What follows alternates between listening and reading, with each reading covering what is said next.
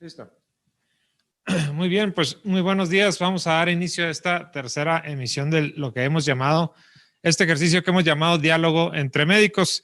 Y bueno, desde la Facultad de Medicina y Ciencias Biomédicas agradecemos a todos que nos acompañan en esta emisión, en donde en esta ocasión tenemos varios invitados que son todos maestros de la Facultad de Medicina y Ciencias Biomédicas, y vamos a seguir hablando de esta pandemia que nos está atacando desde ya prácticamente un año, que inició allá lejanamente en noviembre del año pasado en la provincia de Wuhan, China, y que rápidamente se extendió a todo el mundo y que ahorita pues está siendo un flagelo para la humanidad, y nuestro estado pues ha sido también afectado por esto. De hecho, en este momento podemos decir que nuestro estado es una de las zonas más afectadas por esta pandemia. Y bueno, hemos estado teniendo estos diálogos entre médicos en donde hemos tratado de llegar a la comunidad médica del estado, a los estudiantes de medicina, internos, residentes y a los médicos, sobre todo a los médicos de primer contacto que nos escuchan en este diálogo, ¿no? En esto, bueno, el día de hoy quisimos invitar a varios profesionistas, sobre todo del área quirúrgica de aquí del estado. Como ustedes saben, el primero que tuvimos fue con los médicos intensivistas, los médicos que están a cargo de las terapias intensivas, en donde hablamos un poco sobre el tratamiento que se está dando a los pacientes graves.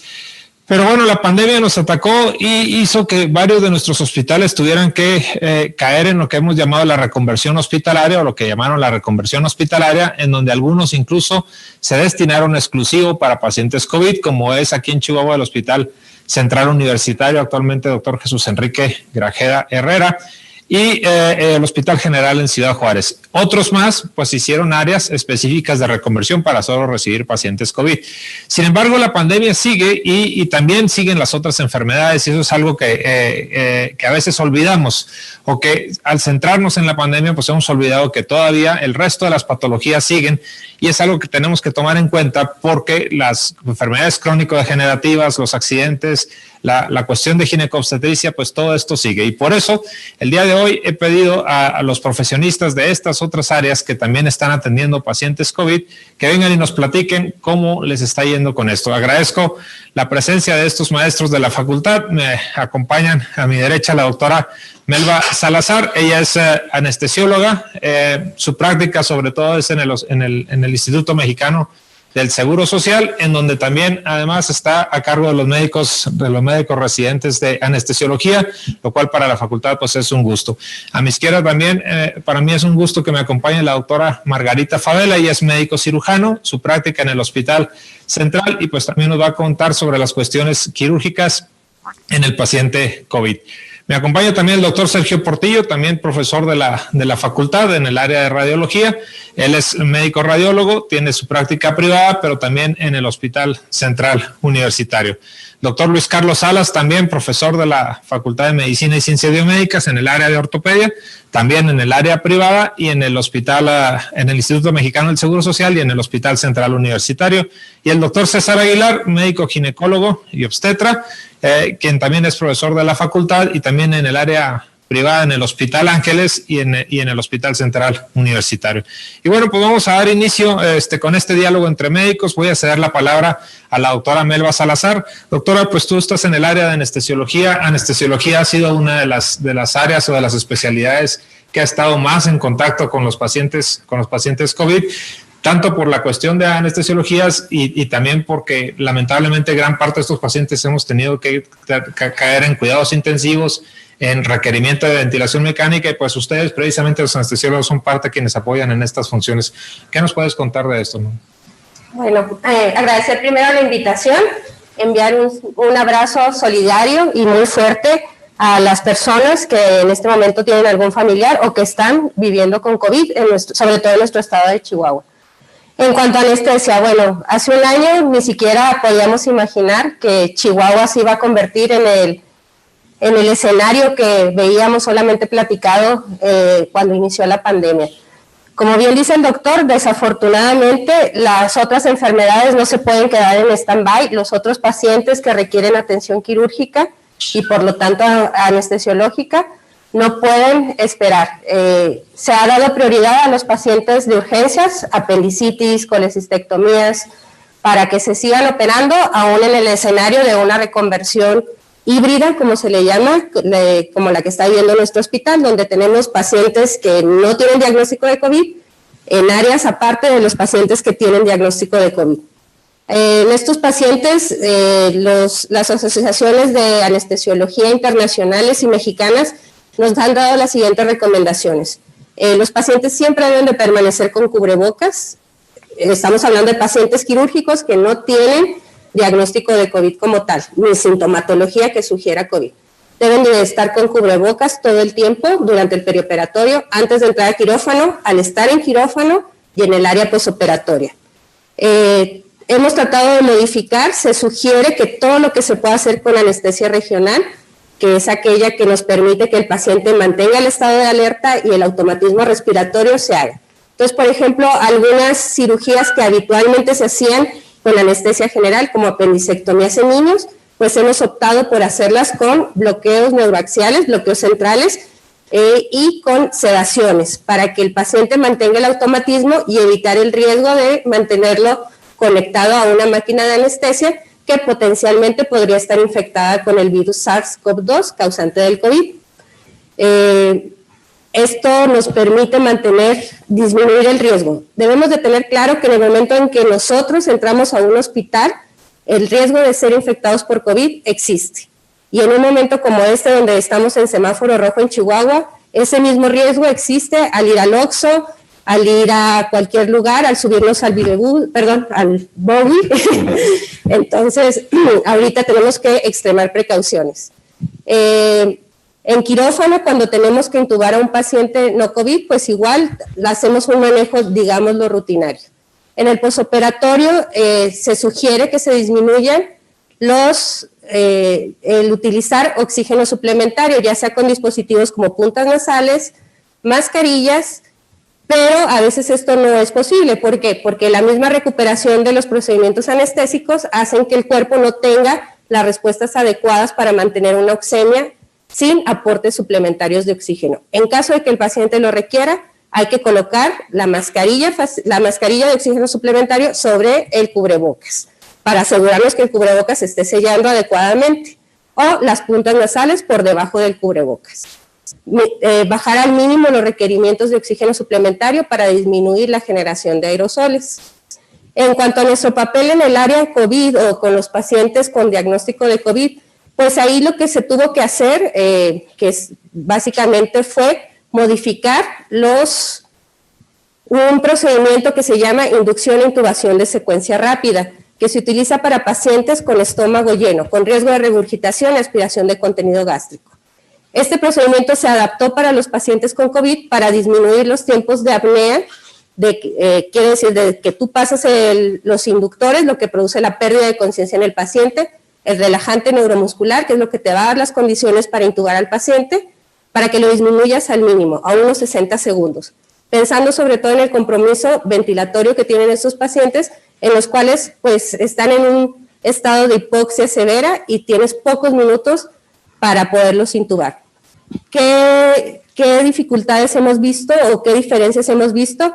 Pues que el COVID desafortunadamente no es solamente la afectación pulmonar, son pacientes que están cursando con una labilidad cardiovascular severa. Entonces muchos caen en paro, tienen un compromiso hemodinámico severo al momento de la inducción o antes de la inducción o después de la inducción y tienes que hacer algunos ajustes con los fármacos. Los algoritmos y las normativas tanto de la Organización Mundial de la Salud como de la Secretaría de Salud marcan claramente que la persona encargada de intubar a los pacientes con COVID debe ser el anestesiólogo con mayor experiencia. Esto es bueno para los médicos en formación, para los residentes, porque ellos rara vez se encontrarán en un escenario donde ellos sean los que tengan más experiencia en el manejo de vía aérea, a excepción de cuando están haciendo su servicio social en un área rural y no haya ningún otro anestesiólogo. Entonces, pues los adscritos somos los que tenemos que entrar a hacer estos procedimientos. Lo que se hace básicamente o lo que se recomienda es preoxigenar adecuadamente al paciente. Es muy desesperante porque estamos hablando de pacientes que están con mascarillas con bolsa reservorio o con CPAP y que aún así su saturación no se eleva por arriba de 56, de 60.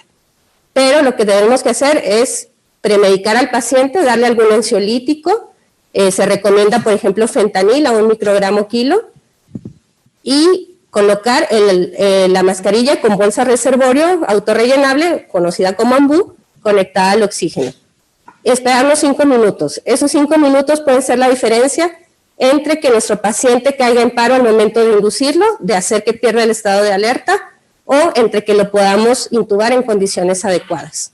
Pasados esos 5 minutos de la preoxigenación, a la cual no le hemos dado el valor adecuado, pero debemos empezar a hacerlo, no solamente los anestesiólogos, sino todas las especialidades, podemos pasar a utilizar un relajante neuromuscular de acción rápida. Los que se sugieren son la succinilcolina y el rocuronio, porque son los únicos que nos van a dar condiciones de intubación en 60 segundos. Desconozco si ustedes tienen succinilcolina en el hospital, en el Seguro Social no hay. En Secretaría de Salud, en algunos estados y en algunos hospitales llegaba a haber. El problema, bueno, ponemos el rocuronio, en 60 segundos podemos tener condiciones y se recomienda la ketamina como inductor. La ketamina es un anestésico disociativo que va a hacer que al paciente no le duela la intubación y que mantiene las condiciones hemodinámicas. Esto es lo ideal. ¿Cuál es el problema al que nos estamos enfrentando? Que no hay los medicamentos que necesitamos. Entonces, se ha tenido que modificar algunos protocolos utilizando dosis de sedamiento con los relajantes que tenemos, cisatracurio, becuronio, que quiere decir que pones una fracción de la dosis de relajante que le corresponde al paciente y 1 minuto después lo completas para cortar el tiempo y que tener buenas condiciones para intubación. En cuanto a lo físico, lo más adecuado es intubar a estos pacientes en semifoliar. Suena muy fácil, no es tan fácil, se requiere experiencia. Y también los algoritmos, sobre todo los de la Organización Mundial de la Salud y de la Sociedad Gringa de Anestesiología, la ASA, nos sugiere utilizar videolaringoscopios. El problema es que no tenemos en nuestros hospitales públicos y no todos los anestesiólogos tienen experiencia en estos dispositivos. Entonces, habría que formarnos en eso. Y a grandes rasgos. Alguna vez le pregunté al doctor Hernández Saldaña por qué no le hacíamos broncoscopía a todos los pacientes, no me acuerdo de qué patología, y me dijo, pues por lo mismo que los niños no desayunan salmón en el hospital todos los días en la mañana. Oye, algunos compañeros me han comentado precisamente esto y como hemos dicho, esto es un diálogo entre médicos y me han dicho que sí se está batallando por la cuestión pues administrativa de la pandemia con los medicamentos. Un paciente entubado lo tienes que mantener, por supuesto, bajo sedación y en algunas ocasiones o siempre bajo relajación o cierto grado de relajación para que pueda dejarse llevar, como decimos, por el ventilador, ¿no? Estamos batallando con esos medicamentos. ¿Hay alternativas para eso? Porque me estaban diciendo, por ejemplo, el uso de Propofol, utilizar Propofol de manera continua en infusión para mantener al paciente sedado. Sin embargo, pues sabemos que el Propofol a largo plazo causa cierta restricción de la pared torácica y eso va a aumentar la dificultad para la ventilación mecánica. Tenemos sí alternativas, ya comentaste que se han modificado protocolos, pero sí hay entonces alternativas para que nuestros compañeros manejen a los pacientes. Pues ahí pasamos a la tristemente llamada medicina basada en existencias.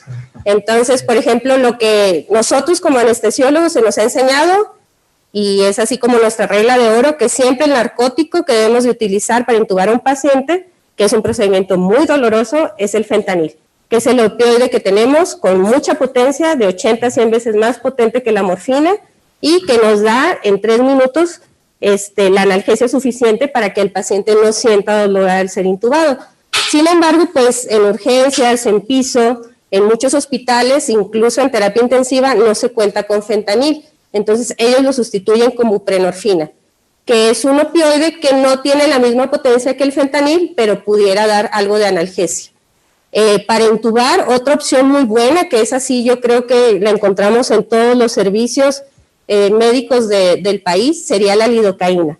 La lidocaína es un anestésico local, pero con acción antiarrítmica, pero que da condiciones de relajación, disminuye la respuesta del centro tusígeno a los objetos extraños en tráquea y da cierta relajación a las cuerdas vocales. Entonces, lidocaína, de 1 a 3 miligramos kilo, puede ayudar, darte condiciones adecuadas para intubar en un paciente. ¿Cuál es el problema? Pues bueno, que también por su efecto antiarrítmico tendrías que ver la hemodinamia del paciente. Estamos usando, no siempre tenemos ketamina, que es el que nos daría más estabilidad cardiovascular, entonces se está utilizando propofol. Volvemos a lo mismo, son pacientes que te dan muchas sorpresas negativas en lo cardiovascular, entonces tendrías que bajar la dosis prácticamente a 0.5 o 1 miligramo kilo. Okay. Y lo que están haciendo en el hospital, ahora con el aumento, con el pico, hubo desabasto de propofol, se estaba consiguiendo, me parece que de otros estados, con 400% de sobresueldo, cosas administrativas que yo desconozco, pero empezamos a darle sedación con dexmedetomidina, que es un alfa-2 agonista que da analgesia y da sedación, y con buprenorfina. Muy bien. ¿Cómo nos está yendo en ese aspecto, Mague, en el hospital central y en general, pues, con los médicos cirujanos, con los cirujanos generales, que pues igual que decimos el resto de las patologías, pues se siguen presentando las quirúrgicas? Al inicio de la pandemia, casi todos los hospitales pues retrasaron aquellas que eran electivas, pero pues sabemos que hay algunas que no se pueden retrasar más tiempo, ¿verdad? ¿Cómo nos está yendo con eso, Mague? Hola, buenos días, doctor. Agradezco la invitación.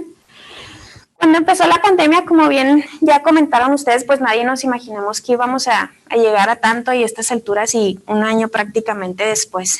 Como cirujana general y ahorita como jefa del departamento de cirugía y del Hospital Central, hemos atravesado varios retos. El primero fue adecuar los protocolos para quirófano. La primera orden que se nos dio fue, como usted ya dijo, cancelar todas esas cirugías selectivas. Sin embargo, la vida sigue, ¿no? La vida no se detiene por el COVID. Y nosotros habíamos hecho un plan de 8 semanas. De hecho, en todas las guías nacionales e internacionales dicen que toda cirugía que puede esperar 8 semanas hay que diferirla.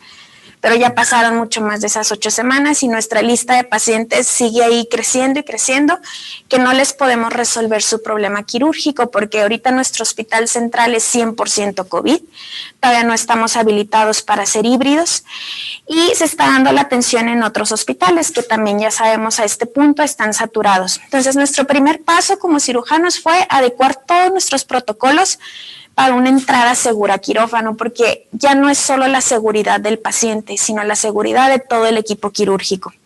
Tanto anestesiólogos, nuestras enfermeras y enfermeros instrumentistas, camilleros, todo el protocolo para llevar a un paciente COVID a quirófano. El otro reto fue hacer protocolos para pacientes no COVID. Ese fue nuestro otro reto. Sin embargo, ahorita todo se está manejando como si fuera COVID, ¿no? El famoso dicho de que es COVID positivo hasta no demostrar lo contrario. ¿Y cómo demostramos lo contrario? Ahorita el doctor Portillo también nos va a ayudar ahí un poquito con eso, con todas nuestras herramientas de imagen que tenemos, las pruebas serológicas que ya sabemos todos, que ya se han manejado en diálogos previos. Y ahorita el otro reto que tenemos es la ayuda hacia nuestros compañeros internistas. ¿Por qué? Porque el trabajo ya está completamente rebasado. Entonces ya ellos no se dan abasto para atender a los pacientes. Entonces, aunque no sea nuestra especialidad, aunque nosotros no intubemos pacientes, no manejemos ventiladores, somos médicos generales antes que médicos cirujanos. Y podemos llegar a apoyar esas áreas COVID. El protocolo de entrada a quirófano fue un poquito difícil de realizar porque tenemos que tener en nuestra mente que ya quirófano no es nuestro lugar seguro. Al contrario, es un lugar en donde la contaminación es bárbara. Cuando nosotros abrimos un paciente, empezamos a usar electrocauterio, que hay mucha controversia en la utilización de electrocauterio, del bisturí ultrasónico. Al momento que nosotros abrimos, a los 5 minutos de que empezamos, ya nuestro quirófano está contaminado. Se dice que más o menos son de 60,000 a 1,000,000 de partículas por pie cúbico. Nuestro quirófano es un lugar contaminado. Ya no podemos entrar como estábamos acostumbrados. Tenemos que usar todo el instrumental del equipo protección personal, el nivel 3, más aparte nuestra bata y nuestros guantes de cirujano, que es extra todavía. Entonces, el reto de trabajar bajo esas condiciones es muy grande. Tenemos que trabajar en equipo con anestesiología. todos los protocolos manejan que el mayor procedimiento que causa aerosoles es la intubación. Entonces, en la sala de quirófano se tiene que intubar y extubar al paciente si tiene las condiciones necesarias para ser extubado. Y en la sala debe de permanecer el menos equipo quirúrgico necesario al momento de la intubación. Una vez que el paciente está intubado, entra el equipo quirúrgico, se termina la cirugía, sale el equipo quirúrgico y son equipos de enfermería y camilleros los que están preparados para hacer el traslado del paciente de la sala a su área de hospitalización. Digo, ha sido un reto muy grande preparar todos esos protocolos, hacerlos llegar a todos nuestro staff quirúrgico y sobre todo que los lleven a cabo, ¿verdad? Al pie de la letra, porque ahora ya no solo es la seguridad del paciente, sino la seguridad del mismo cirujano. Y aumenta mucho el costo, ¿no? Con todo este equipo. Aumenta bastante el costo, el cansancio físico, hacer una cirugía, las primeras traqueostomías que hicimos en el Hospital Central, son cirugías que duramos 15 minutos en la cirugía realizando el procedimiento, pero nosotros salíamos como si hubiéramos estado 6 horas operando con todo el equipo. Por supuesto, sí ha sido un reto muy importante para todo el personal de salud, para todas las especialidades y en sí para todo el sistema de salud y sigue siendo un reto muy importante. Así es. Y hemos aprendido muchas cosas. Ahorita, Maggie, mencionaste algo muy importante. Todos somos médicos generales, todos tendríamos que apoyar y a lo mejor algunos de los que están aquí me van a hacer algún comentario al respecto, porque ahorita en esta fase de la pandemia los hospitales están siendo, como bien dijiste, rebasados y hemos tenido que entrar otras especialidades a apoyar. Es decir, los pediatras estamos entrando a unidades de cuidados intensivos de adultos, apoyando de alguna forma ahí, ortopedistas, ginecólogos están entrando a apoyar a los internistas y alguien me lo decía en son de broma, medio en serio, entramos en calidad de internos, ¿no? Porque hay muchas cosas que ya no les sabemos o no son de nuestra especialidad, pero eso pues nos recuerda que hay skills o hay ¿cómo se llama esto que está de moda? Competencias que debemos de mantener toda la vida, ¿no? Yo creo que entubar, por ejemplo, hacer una secuencia de intubación, pues es algo que debemos de mantenerla toda la vida, todas las especialidades para poder hacerla, para estar preparados para una situación con esto. Es algo de lo que estamos aprendiendo y que vamos a tener que atender para mantener una capacitación ahí de manera general.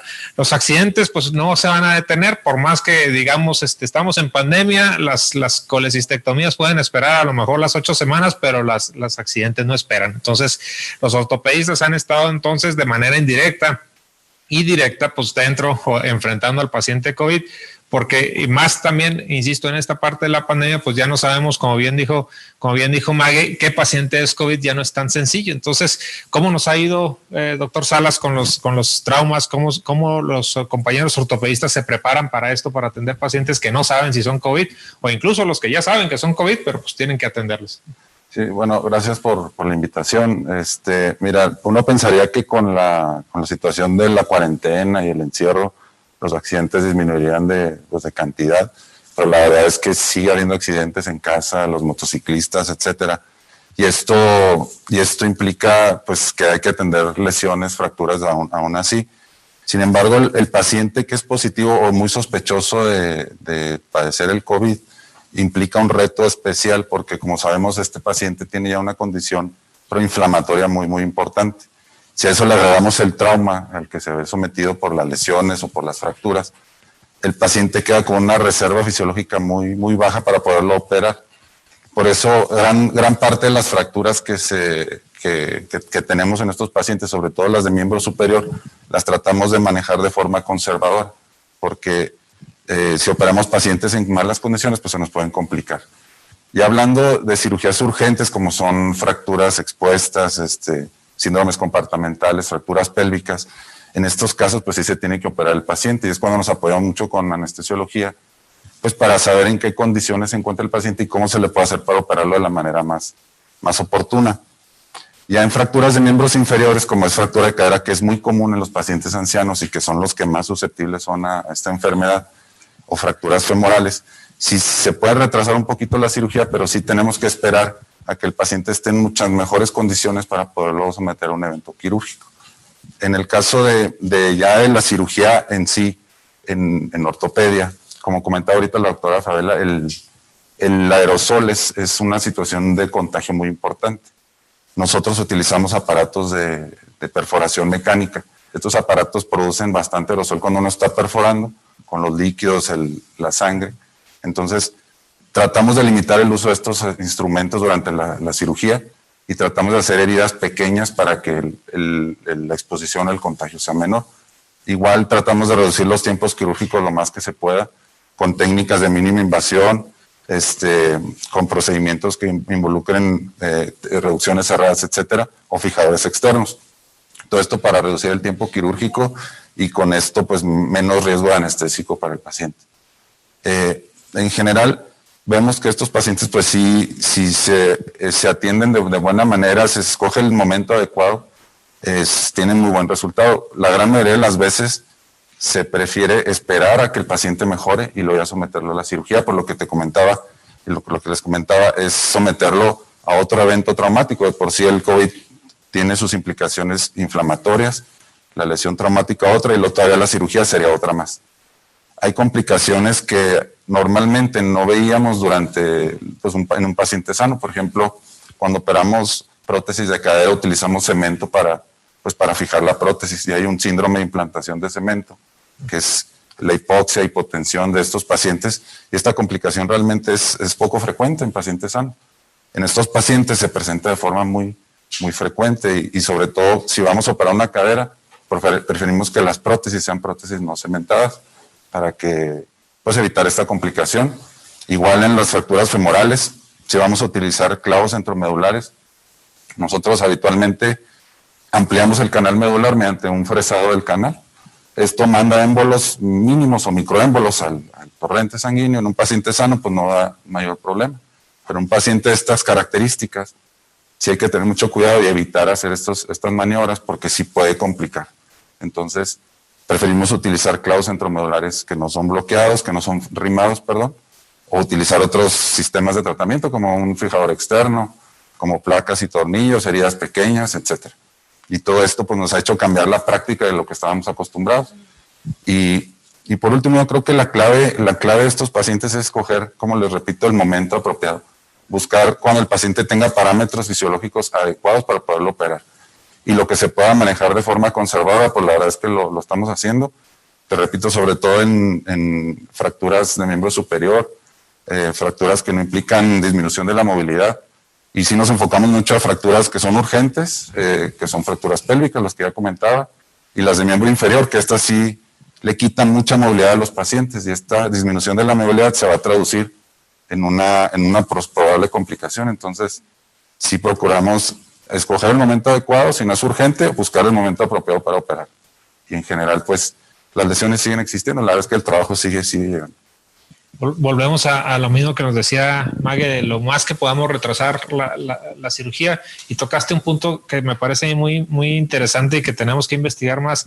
Yo he comentado que viene un nuevo tipo de paciente, estamos creando una nueva patología con los pacientes post-COVID, porque no sabemos después de esta hipercitocinemia o esta tormenta de citocinas que presentan, que el componente inflamatorio que decías, cuáles van a ser las secuelas que van a dejar. Ya por ahí algunas especialidades están detectando algunas cosas como esta que detectas tú con lo del cemento, lo que nos decía Mague. Me comentaba un cardiólogo antier que han estado viendo un cierto tipo de arritmias características en el paciente post-COVID. Y no se diga, los neurólogos tendremos un diálogo entre médicos precisamente de las secuelas que hasta el momento se están viendo, porque es muy temprano todavía a lo mejor para hablar de eso, pero las que hasta el momento se están viendo, y creo que es algo interesante. Agradezco el apoyo de Radio Universidad para la transmisión de estos diálogos que se están transmitiendo de manera directa a través del 105.3 de manera directa, y se retransmite los jueves en la noche. Agradezco a Marco Dalí y por supuesto al señor rector de la universidad, que nos permite llegar a más compañeros médicos con estos diálogos.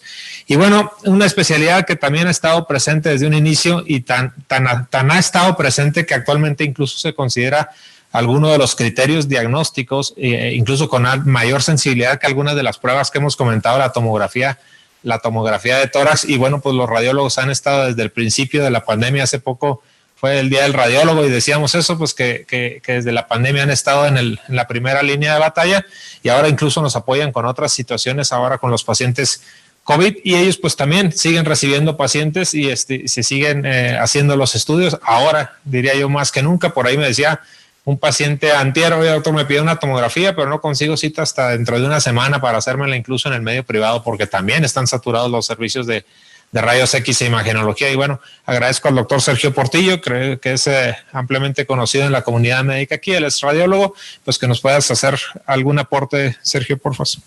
Sí, gracias. ¿Qué tal? Buenos días a todos. Saludando aquí a los compañeros que estamos actualmente platicando acerca de lo que hemos estado viviendo, básicamente en relación a esta nueva enfermedad que empezó ya prácticamente hace un año y que nos hizo cambiar la forma de pensar de lo que hacíamos en forma normal. Es bien importante entender que en estos meses hemos aprendido y desaprendido muchas cosas. El médico, por su formación y por las características de entrenamiento, tiene una línea de pensamiento que a veces podemos considerar cuadrada. En el aspecto es que lo que vamos aprendiendo lo vamos reforzando en repetidas ocasiones y nos quedamos con esa información y eso hace que nuestro pensamiento a veces no sea muy flexible. En muchas cosas básicas que hacemos todos los días. Comentaba la doctora Melba acerca de la medicina basada en evidencias y que actualmente pues la ajustamos a lo que hay, ¿no? Hablando de medicina basada en evidencias, los médicos pensamos ahorita que tenemos que tener, hablando en forma burda, los pelos de la burra en la mano para poder tomar tal o cual acción. Esto, con esta enfermedad nueva, no ha podido ser posible.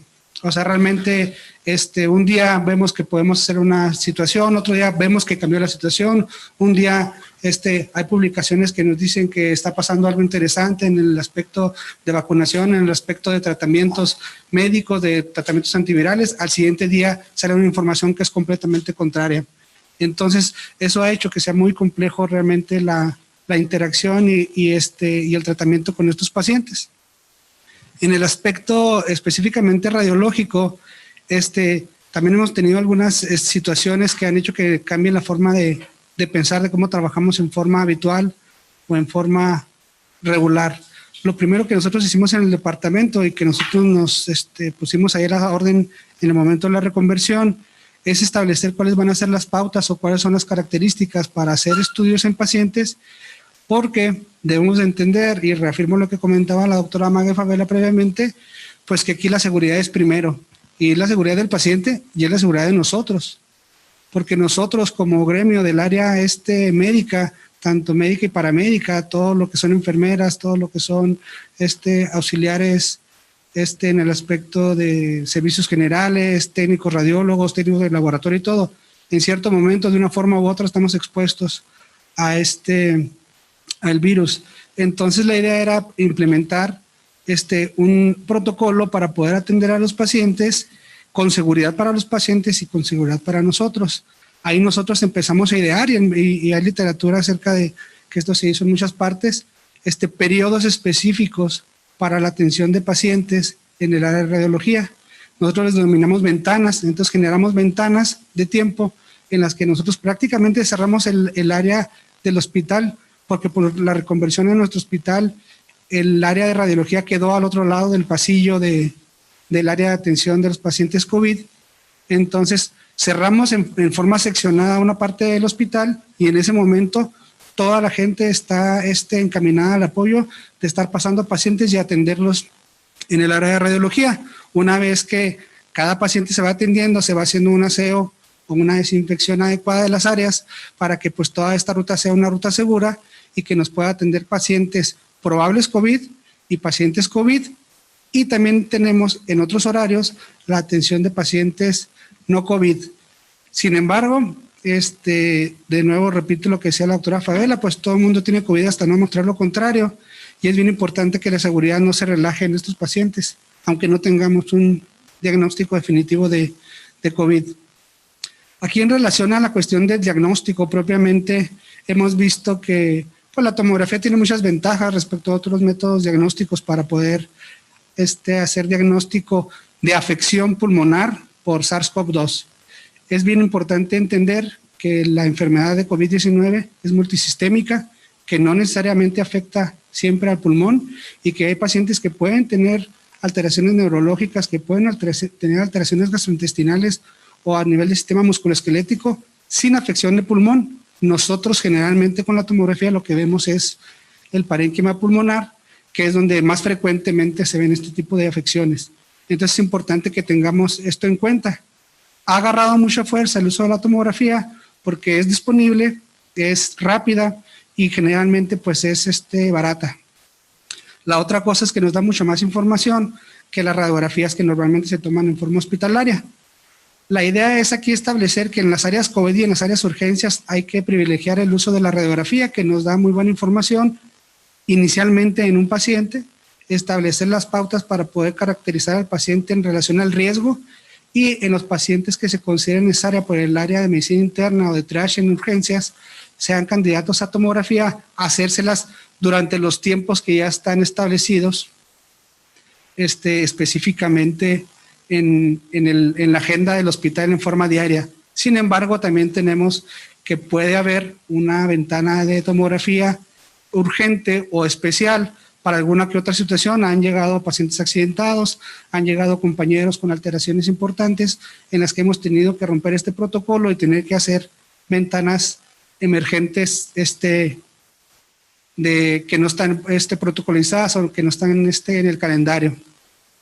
Otra cosa importante de mencionar es acerca específicamente de las pruebas para diagnóstico y la tomografía. Nosotros tenemos que entender, como repito, como decía previamente, que la tomografía lo que me hace es que me da la posibilidad de ver si hay afección pulmonar por infección por SARS-CoV-2. Sin embargo, la prueba PCR detecta fragmentos del virus. Entonces, definitivamente, el estándar de oro sigue siendo la PCR, porque la PCR ve el virus. Yo veo lo que ocasiona el virus y hay algunas patologías, y que no son pocas, que nos pueden generar lesiones similares a las que genera el virus y que nos hace poner en entredicho realmente qué tanto sirve o qué tanto funciona la tomografía para esto. En pacientes jóvenes, en pacientes previamente sanos, que vemos alguna alteración en vidrio expulido, alguna consolidación en pulmón tomográficamente, pues no es complejo decir que lo más probable es que sea por SARS-CoV-2 y hasta ahí queda. Pero aquí el reto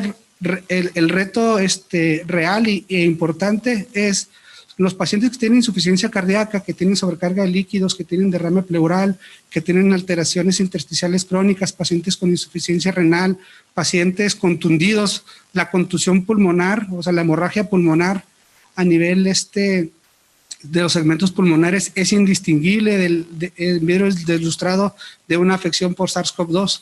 Todos los diagnósticos diferenciales son múltiples.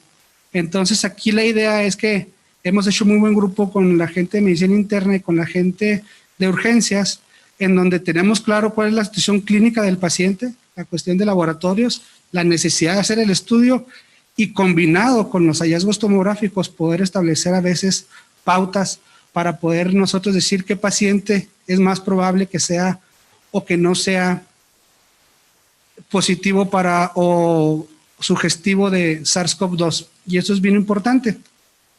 Otra cosa es que se ha generalizado el léxico de un médico de Holanda, Robin Smithius, que tiene una página que se llama Radiology Assistant, en donde estableció una clasificación que se llama CORRATS, que va de 1 a 6 y que me establece tomográficamente la posibilidad de que un paciente tenga o no la posibilidad de tener infección por tener COVID. Aquí la problemática es que en hospitales y en países de primer mundo, pues evidentemente ellos no nomás se basan en la tomografía, sino que tienen más herramientas. Nosotros aquí, por nuestras cuestiones políticas y por nuestras cuestiones económicas, nosotros no tenemos esas características para poder hacer un abordaje, podemos decir, ideal en estos pacientes, y entonces nos basamos mucho en lo que tenemos es tomografía. Entonces es importante que lo tomemos en cuenta. El CORRATS, que por ahí lo ven ustedes en los reportes de tomografía, que es muy socorrido, básicamente me dice si el paciente está en la probabilidad baja, moderada o alta de tener infección pulmonar por SARS-CoV-2. Sin embargo, un CORRATS 1, que significa que no tiene ningún hallazgo bajo ninguna circunstancia, va a a descartar a un paciente con COVID. Otra cosa importante que a veces siento yo que en el ámbito médico y en el ámbito social, que no entendemos que las patologías son dinámicas, las patologías no son estáticas. Entonces, por ejemplo, una tomografía es una fotografía en un periodo de tiempo exacto, una prueba serológica o una prueba PCR es una fotografía en un momento dado, no en el proceso. Entonces, ¿sabes? Oiga, doctor, pues es que me dicen que tengo la tomografía bien, pero en 2 días ya me dijeron que sí traigo COVID o ya me salió una prueba positiva. Entonces, es bien importante que entendamos que estos procesos son dinámicos, que hay un proceso presintomático que generalmente lleva entre 5 y 14 días, un periodo sintomático en donde ya algunas pruebas como la PCR puede ser positiva y ya un periodo un poquito más avanzado donde se establecen los síntomas, en donde las pruebas serológicas nos pueden ayudar. Entonces, esto es bien importante que lo tomemos ahí en cuenta. La otra cosa es que salió a principios de la pandemia en China un artículo que es muy socorrido, que viene en todos los artículos que ven tanto de radiología como de alguna otra especialidad, en donde habla de una sensibilidad de la tomografía de un 97%. Pero todo el mundo nos apoyamos en ese 97%, pero nadie lee la siguiente cifra, que es una especificidad de un 25%. ¿Qué significa? Que si el paciente tiene la enfermedad, el 97% de las veces yo puedo decir que sí la tiene. Pero cuando tenemos un 25% de especificidad, significa que solamente 1 de cada 4 pacientes que nosotros vemos y que decimos que tiene, va a tener la enfermedad. Entonces eso es bien, bien importante. Definitivamente yo considero que el PCR sigue siendo el estándar de oro. Sin embargo, la fortaleza grande que tiene la tomografía es en relación a la severidad. Esto es, ya tenemos hallazgos que son compatibles con infección pulmonar por SARS-CoV-2, entonces ahora ¿cómo está el paciente? Y eso es lo más importante, porque a veces podemos nosotros inferir cuál va a ser la progresión de este paciente dependiendo de los hallazgos iniciales. Entonces el Instituto Nacional de Enfermedades Respiratorias hizo por ahí un protocolo y dictó unas pautas para decir a los pacientes y catalogarlos como leves, moderados y severos, dependiendo de la cantidad de tejido que estuviera afectado, el número de segmentos y el patrón de desarrollo de la enfermedad. Tomográficamente tenemos 4 patrones básicos que ya los tenemos muy bien caracterizados. Entonces aquí el valor de la tomografía es cuando le dicen a uno qué CORATS es o si es o no posible que tenga infección por SARS-CoV-2. Pero la segunda parte, que es si tiene afección leve, moderada y severa, realmente sería la más importante. Y por último me gustaría decir que pacientes que no tienen síntomas o que no han tenido contacto directo sin protección con un paciente con SARS-CoV-2 no son candidatos a hacer tomografía para ver si encuentro la enfermedad. Entonces aquí es bien importante que lo tomemos en cuenta porque hay que recordar que la tomografía usa radiación ionizante que se establece que se debe de usar únicamente cuando es necesario y actualmente por la situación y la forma en la que se está desarrollando la enfermedad, principalmente en nuestra ciudad y en nuestro estado, mucha gente tiene temor y piensa que una tomografía le va a ayudar para saber si tiene o no, pero si realmente no tiene síntomas o no tiene contacto, la verdad es que no es candidato a hacerse tomografía, como no sería candidato a hacerse ni siquiera una prueba PCR. Y esto es importante que lo tenemos en cuenta, porque lo que está sucediendo ahora, y lo comentó claramente ahorita el doctor Hinojos, es muy sencillo. Tenemos saturados los servicios de radiología para cualquier otra patología y nunca nos había pasado que un estudio de una tomografía de abdomen, de cráneo o de tórax en la ciudad de Chihuahua tenga hasta una semana de diferimiento. Entonces, si no tenemos síntomas y no tenemos contacto, hay que dejar esos espacios de los gabinetes radiológicos privados y públicos, intrahospitalarios y extrahospitalarios, para personas que realmente lo necesitan. Y eso es bien importante que lo tenemos en cuenta. Básicamente el gremio médico, porque a veces es fácil decir, pues hazte un ataque, pero no necesariamente quiere decir que sea adecuado hacerlo. Y ya no solo el gremio médico, sino eso que comentas, a mí tal vez les ha pasado a ustedes, me han hablado pacientes para decirme, oye, ¿dónde me hago un ataque? ¿Para qué? ¿Quién te la pidió? Que no, me la quiero hacer a ver si traigo COVID.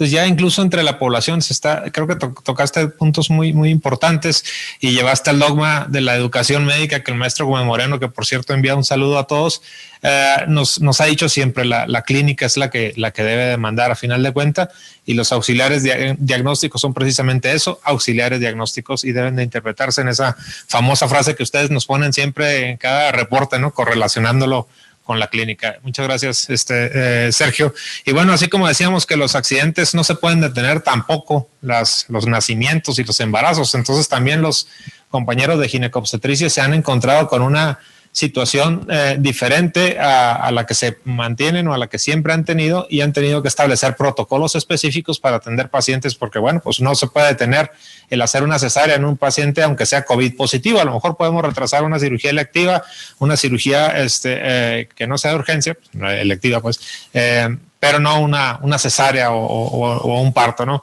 Doctor Aguilar. Sí, eso es como los accidentes. Muchos embarazos son eso, son accidentes. Fíjate que cuando el Hospital Central Universitario se convierte a COVID a finales de marzo, principios de abril, nos juntamos y le pedimos a los residentes que buscaran bibliografía sobre qué estaba pasando con las embarazadas. Y al principio creímos que hasta era un factor protector porque veíamos pocas publicaciones. En China reportaban casos o series de 8 pacientes, 9 pacientes. Entonces creímos que iba a ser un factor protector. Nos dimos a la tarea de hacer protocolos, como dice Mague, nosotros hacer protocolos. Hicimos un protocolo para el Hospital Central porque tenemos que hacerlo con lo que tenemos, como dice Melba, como dice Sergio. Y con otros compañeros a nivel nacional hicimos otros protocolos de pacientes con sospecha o ya con COVID.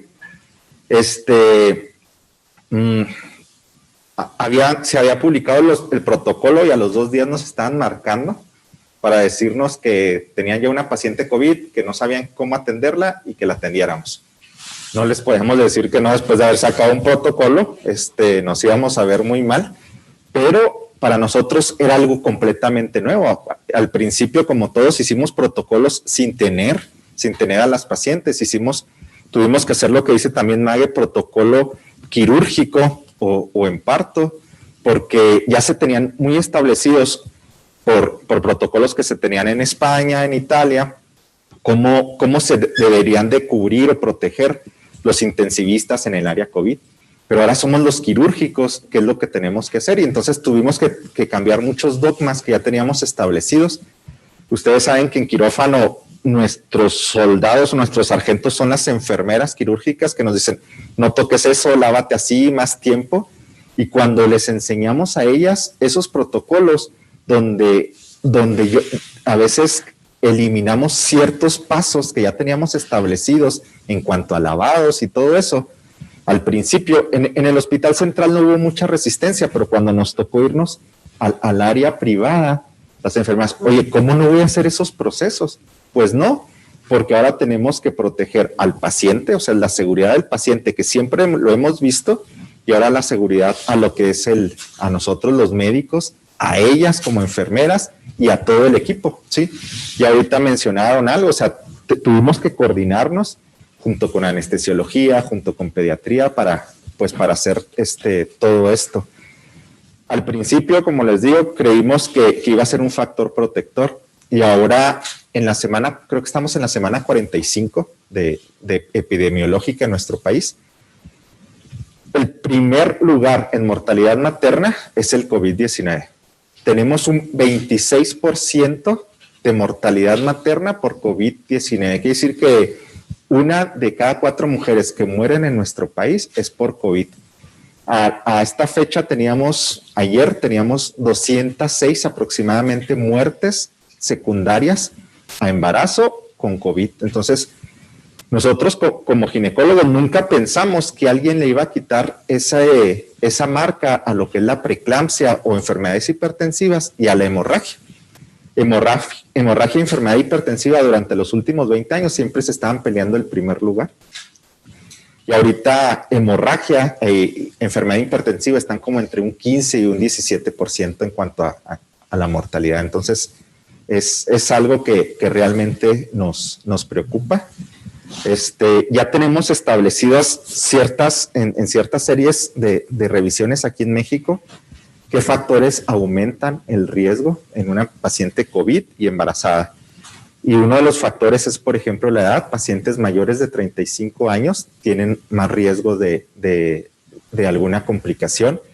Pacientes con diabetes preexistente, no la gestacional, sino la preexistente, tienen mayor riesgo. El asma, que no lo veíamos o no le damos nosotros importancia obstétricamente, porque generalmente no hay complicaciones. Bueno, si ahora está embarazada, se tiene COVID y se tiene asma, esas pacientes junto con la obesidad son las que más problemas nos dan. Entonces, ya tenemos establecidos cuáles son los factores principales de riesgo, pero como han mencionado ustedes, esto es una enfermedad cambiante y es una enfermedad relativamente nueva, aunque tenemos un año a nivel mundial, pues apenas en los últimos meses en México y aquí en Chihuahua, pues hemos visto cómo se comporta y cómo la estamos viendo directamente. Nos da patologías muy parecidas a la preeclampsia en cuanto a alteraciones sanguíneas, hepáticas, renales, cardíacas. Hemos tenido ya que entrar con cirugía, cirugía de tórax haga ventanas pericárdicas por derrames pericárdicos, secundario a todo esto que está pasando. Entonces, al principio creíamos que era una enfermedad localizada a pulmones y que todas las complicaciones pulmonares de hipoxia podía estar pasando, pero ya lo mencionaron ustedes, es una enfermedad sistémica y es una enfermedad que afecta cualquier parte. Y como dices tú, pues ahorita no sabemos cuáles van a ser las secuelas. Uno de las inquietudes que teníamos era la transmisión vertical de la mamá al bebé. Hay una serie, perdón, no es una serie, es un solo caso que está reportado como debe de ser, con todos los criterios, que demuestra que sí hay transmisión. Es solo un caso. Se ha estudiado, inclusive nosotros hemos hecho aquí PCR, aquí la facultad nos ha apoyado con hacer PCR a tejido placentario, de líquido. No lo hemos demostrado, pero aún así el pediatra también hace los estudios de PCR al recién nacido. Quiero mencionar que si la paciente tiene condiciones si no es una paciente grave y tiene condiciones de la lactancia materna, se le debe de dar. Eso sí ya está demostrado que la transmisión a través de la leche materna no infecta al bebé. Lo puede infectar la paciente con sus secreciones, entonces se le pide lo que estamos haciendo nosotros a todos los pacientes, ¿no? Que traiga careta, que traiga cubreboca, que se limpie su seno cuando va a estar bajo ese proceso. Pero ya tenemos ciertas cosas establecidas. Lo que tenemos que hacer es, como dice Sergio, hacer que nuestra mente sea cambiante, porque nuestra información pues va llegando y yo creo pocas enfermedades nos llega así tan rápida la información. Constantemente hay artículos nuevos, muchos artículos de revistas muy buenas, muy prestigiosas, que al mes siguiente la misma revista dice, esto no funciona, hagan esto. Entonces, sí, en obstetricia pues nos estamos encontrando en ese tipo de situación. Fíjate que algo importante, eso último que dices, de estarnos actualizando y estar revisando artículos, es que la mayoría de las revistas, las más de mayor prestigio, en un afán de solidaridad con los médicos, digamos así, dejaron abiertos todos los journals, todos los papers que tengan que ver con COVID. El New England, el JAMA, todos lo tienen abierto, el Lancet, y es algo pues que nos beneficia a la comunidad médica. Como bien lo decía Sergio y lo recalcaste tú, César, es una enfermedad sistémica y eso es algo que tenemos que tomar en cuenta. Antier platicaba con el neurólogo Luis Carlos Aguilar sobre un caso que un familiar que llegó con todos los datos de un evento vascular cerebral, ¿no? Entonces yo hablé con él y me decía, oye, sí trae todos esos datos, pero sabes que esto no es clásico. Dice, le pedí una tomografía y resultó que traía datos sugestivos de COVID. Confirmamos con PCR, como bien dijo Sergio, confirmar, porque hay pues, diagnósticos diferenciales. Qué bueno que lo mencionaste, porque también eso es otra cosa que se ha presentado, ¿no? Que veamos la tomografía y ya decimos vidrio expulido es COVID, ¿no? Pero efectivamente Sergio nos habló de varios diagnósticos diferenciales que tenemos que tomar en cuenta. Entonces, sí hemos tenido pacientes que se presentan sin síntomas respiratorios, con síntomas gastrointestinales o neurológicos secundarios a COVID. ¿Son seguras para nuestros pacientes? Melba, Sergio, es la pregunta para ustedes. si yo tengo un paciente que va a hacerse un estudio no por COVID a rayos X, o que va a hacer una cirugía electiva y ahí me han dicho, oye, pero las máquinas de anestesia son las mismas que usaron con el paciente COVID. ¿Son seguras? ¿Estamos teniendo esos protocolos de seguridad, Melo? Bueno, lo que se recomienda es estar cambiando los sistemas de respiración, los circuitos de anestesia, y habitualmente se utiliza un filtro antiviral y antibacterial que va hacia la parte expiratoria, lo que sale del paciente que llegara a la máquina.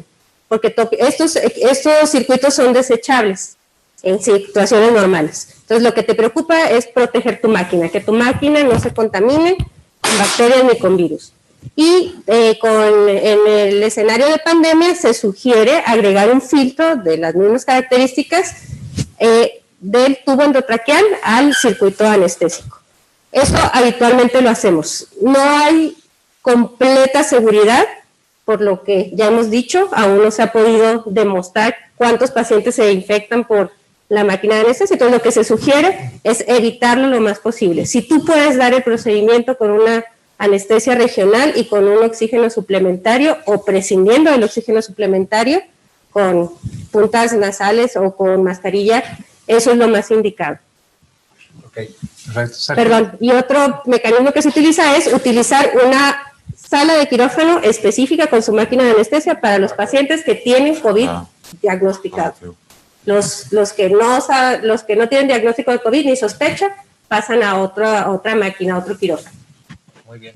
Pues como siempre estamos en estos diálogos y se nos va el tiempo más rápido de lo esperado, pero sí quisiera darles un espacio a cada uno de ustedes para que, ya hablando en términos generales, nos pudieran decir su impresión de que Chihuahua no nos ha ido bien. Es uno de los estados ahorita en la República con mayor incidencia. Ahorita estamos en un pico muy alto. Bueno, se han tenido que tomar medidas extremas sin pasar a la parte, político-administrativa de las medidas. ¿Qué estamos haciendo en Chihuahua o qué debiéramos de hacer en la idea de ustedes que están ahí en los hospitales? Porque cada uno de ustedes está en los hospitales de mayor afluencia de pacientes COVID. ¿Qué pudieran ustedes aportarnos en esa experiencia que tienen con los pacientes aquí en Chihuahua? ¿Qué podemos hacer como comunidad médica para tratar de apoyar a nuestras autoridades en salud para tratar de disminuir esta pandemia? Maggie, empezamos contigo. Yo creo que aquí la clave sería dos cosas: educación y empatía. Educación hacia nosotros mismos como médicos, nosotros mismos no generar falsas noticias, alimentar el pánico de la gente, ¿verdad? Que es ahorita generalizado, y empatía con todos nuestros demás compañeros que están ahí en la primera línea de batalla. Yo creo que esas serían dos cuestiones importantes y claves para continuar y seguir todavía lo mucho que nos falta de la pandemia. Es que esto que mencionan el pánico, entramos en una disyuntiva, ¿no? Porque también tenemos que hacerle ver a la gente que es serio esto, que tenemos que tomar las medidas, pero a la vez, como dices, que no caigan en pánico. Sergio. Bueno, aparte de la pregunta, terminando un poquito acerca de los comentarios que hacía la doctora Salazar, se han establecido protocolos prequirúrgicos con imagen para tratar de minimizar la posibilidad de que un paciente no COVID vaya a tener COVID. Es muy difícil con pruebas con PCR por el tiempo en el que tarda en hacerse y entregarse el resultado. Lo estamos haciendo con tomografía y con buenos resultados en relación muy estrecha con las áreas quirúrgicas. Eso es uno. Otra cosa es que ahorita, ya después de todo este tiempo de la pandemia, estamos teniendo pacientes que están llegando con alteraciones neurológicas secundarias o síndrome post-COVID. Precisamente el día de ayer me tocó ver un joven de 35 años que tenía lesiones en los ganglios de la base inflamatorias secundarias a un proceso post-COVID de 5 semanas de evolución. Entonces sí vamos a empezar a ver cosas que no veíamos previamente. En relación a lo que podemos aportar, bueno, pues yo creo que este foro es una forma en la que estamos aportando a la sociedad médica y a la sociedad en general información útil para poder empezar a trabajar en conjunto y poder establecer pautas para salir adelante. Lo que comenta la doctora Maggie, la empatía es lo más importante.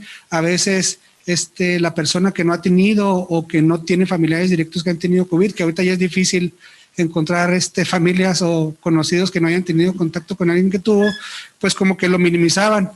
Y realmente tenemos que entender que esto es serio, que son muy importantes las medidas, que hay que extremar precauciones, que la seguridad nunca estorba. Sabemos quienes siempre tenemos cubrebocas, aún en el carro. Una vez te comentaba uno, pues ¿cómo vas solo en el carro y traes cubrebocas? Pues porque me acostumbro, y de esa forma, el día que no traiga cubrebocas, me siento que algo me falta. Entonces es bien importante que lo tomemos en cuenta. Y en relación a lo que comentabas de las autoridades, sin meternos en cuestiones políticas ahí o administrativas, es que realmente para apoyar nosotros a nuestras autoridades de salud, pues es mandar información clara y precisa de lo que está sucediendo en los hospitales clave, que en la ciudad pues evidentemente es el Instituto Mexicano del Seguro Social en su clínica Morelos y el Hospital Central, de realmente lo que está pasando en relación a la ocupación de camas, a la ocupación de pacientes graves, moderados o moderados leves, a la cantidad de pacientes que llegan al área de urgencias, que se ha sido rebasada también en estos casos. Entonces, esa información que sea clara y precisa para poder establecer las pautas y que las decisiones a nivel directivo sean las congruentes y las adecuadas. Perfecto, muchas gracias. César. Me dijiste que ahorita dice que no causemos pánico, pero yo les voy a decir algo. Si las cosas siguen así, si no nos cuidamos, si no utilizamos el cubrebocas, si no nos aislamos durante un tiempo y esto nos sigue rebasando, puede llegar un punto en que un ortopedista o un ginecólogo los tenga que intubar. Con eso les digo todo. Y si eso no causa pánico, no sé qué más les puede causar pánico. Eso es pánico extra. Oye, César, te interrumpo porque hay una de las preguntas que se están poniendo en el chat y mencionan, en la paciente embarazada con COVID positivo, ¿se le tiene que dar algún medicamento o qué tenemos que hacer con ella? Pregunta un médico de primer contacto. Se hace lo que hacemos con los demás pacientes. Los tenemos que clasificar en si es un paciente que tiene síntomas severos, moderados o leves. La mayoría de las pacientes, inclusive en las embarazadas, por la misma cuestión del embarazo y toda la fisiopatología que lleva el embarazo, casi siempre son asintomáticas o leves. Entonces, cuando tenemos pacientes así, simplemente hay que pedir estudios. Nosotros tenemos a lo que llamamos, así como teníamos un perfil toxémico, ahora tenemos un perfil COVID, al que al perfil toxémico le agregamos PCR, dímero D, ferritina. Si están en valores normales, no hacemos nada, la aislamos, se va a su casa, se automonitorea como muchos de sus pacientes. Si la paciente está grave, entonces igual la tenemos que manejar como si no estuviera embarazada. Tenemos que valorar si va a requerir estar con puntas nasales o lo vamos a tener que intubar, si va a requerir tratamiento especializado, no por nosotros, por el internista, por el intensivista, y tenemos que valorar en qué momento en esas pacientes graves está el bebé en riesgo y que tengamos que interrumpir el embarazo. Muchas veces el propio embarazo en esas pacientes graves agrava más a la paciente y a veces, aunque no hay indicación obstétrica de quitar el embarazo, nos piden que lo quitemos y vemos cómo mejora. Y a veces es al revés. Sistémicamente está bien la paciente, pero vemos que empieza a tener alteraciones a nivel fetal y tenemos que interrumpirlo. Entonces, tiene que clasificarlo así. Es paciente asintomática, es leve, moderado, severo, y de acuerdo a eso ya hay protocolos o guías para ese manejo. La paciente embarazada, hacen otra pregunta, la paciente, esto es en Facebook, la paciente embarazada que su pareja o alguien de la casa es positivo, debe salirse de ahí. ¿Cuál es la recomendación? Que se salga la pareja. No, ella. Sí, se tiene que aislar porque es susceptible.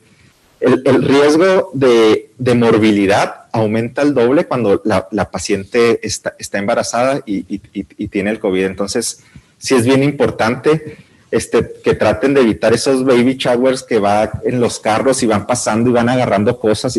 Ahorita estamos en otras situaciones más delicadas.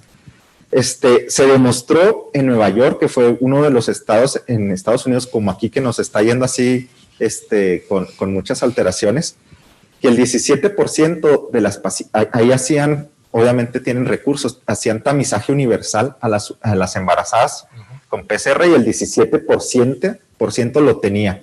Aquí en México, en el INPER, que es el Instituto Nacional de Perinatología, que tiene una concentración muy grande, empezaron a hacer tamizaje universal y demostraron, lo publicaron hace una semana, que el 24% de las pacientes embarazadas tienen PCR positivo.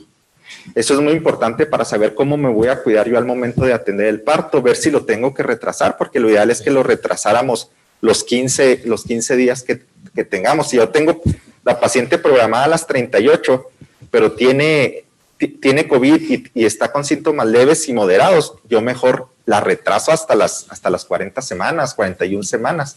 Entonces tenemos que valorar esas situaciones. Yo creo, perdón, doctor, yo creo que ahí es bien importante lo que comenta César de individualizar cada caso. Me ha tocado casos de pacientes COVID positivo con apendicitis, pero el COVID es un cuadro leve, incluso asintomático.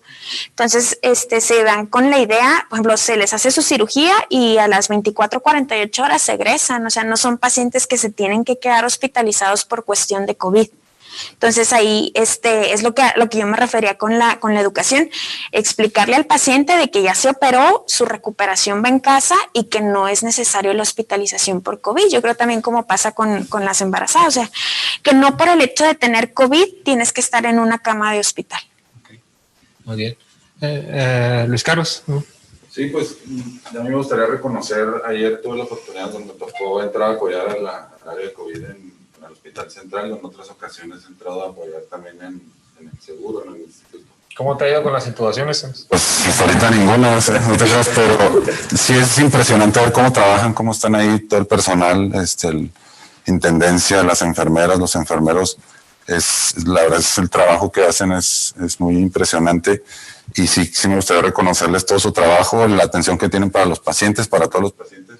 Y decirle a la gente que se cuide mucho porque esta situación sí es real, uno la ve, la palpa y sí me gustaría transmitir eso porque pues es difícil ver, a veces andar en la calle y ver que la gente pues no se cuida, etcétera.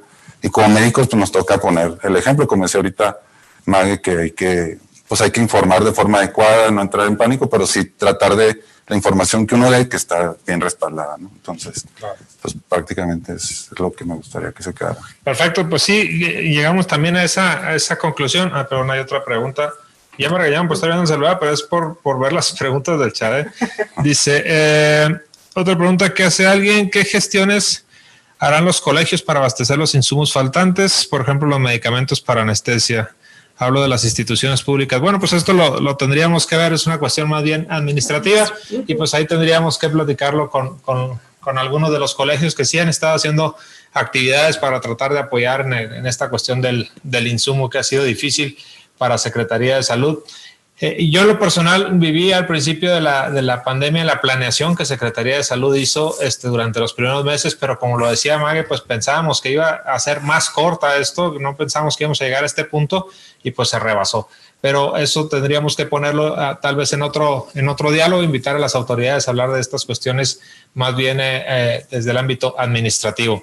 Creo que a lo que nos corresponde en la Facultad de Medicina y Ciencias Biomédicas, como hemos dicho desde el inicio de la pandemia, el señor rector Luis Alberto Fierro Ramírez instruyó a todas las facultades de la universidad a coadyuvar de la manera posible en las autoridades de salud en esta pandemia y bueno, algo de lo que estamos haciendo estos diálogos es precisamente para tratar de llevar información correcta a todo el gremio médico en la ciudad o en el estado de Chihuahua. Yo agradezco a todos los maestros que estuvieron aquí presentes. Si alguno de ustedes tiene algún comentario final antes de que cortemos.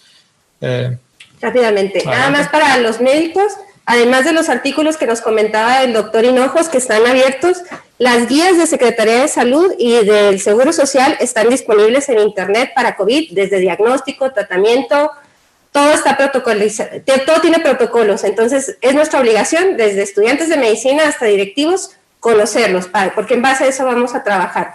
Y recordarle a la población, estamos enfrentando un virus que es potencialmente mortal, para el que no hay una cura específica y para el que todavía no hay una vacuna disponible en nuestra unidad de medicina familiar. Entonces, lo único que tenemos para protegernos son las medidas que ya conocemos. Lavado frecuente de manos, estornudo de etiqueta en el pliegue del codo, no utilizar cubrebocas si no podemos mantener una sana distancia y para quienes sea posible, quedarse lo más posible en su casa.